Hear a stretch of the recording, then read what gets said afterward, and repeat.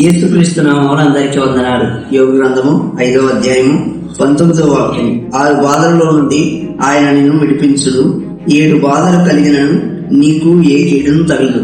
దేవుడు ధైర్యపరుస్తూ చెప్తున్న మాట ఏంటంటే 6 బాధలు కలిగిన 7 బాధలు కలిగిన దేవుడు మనల్ని రక్షిస్తారు, విడిచిపెట్టరని దేవుడు మనకి మరొకసారి భరోసాను తెలియజేస్తున్నాడు. ఎందుకంటే అనుకోని పరిస్థితులు ఎదురయ్యాయని, ఊహించని స్థితులు ఎదురయ్యాయని చాలా మంది బాధపడుతూ ఉంటారు.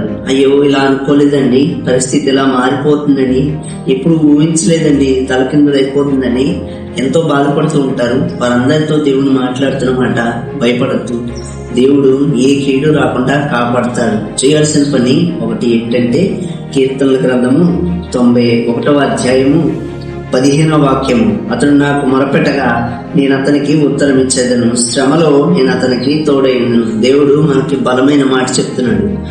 మనకి శ్రమలో తోడై ఉంటారంట. చేయవలసిన పని ఆయనకి మొరపెట్టాలి.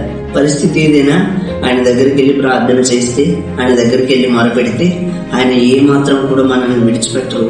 మన శ్రమలన్నింటిలో నుండి సహాయం చేస్తారు.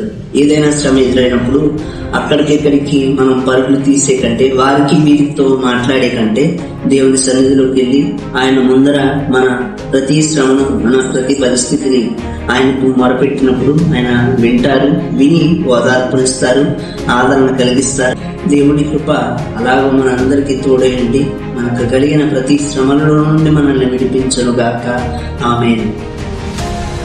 మరిన్ని ఆత్మీయ సందేశాల కొరకు మా శిలువ మినిస్ట్రీస్ కేకోన్ అనే ఛానల్ సబ్స్క్రైబ్ చేసుకోండి.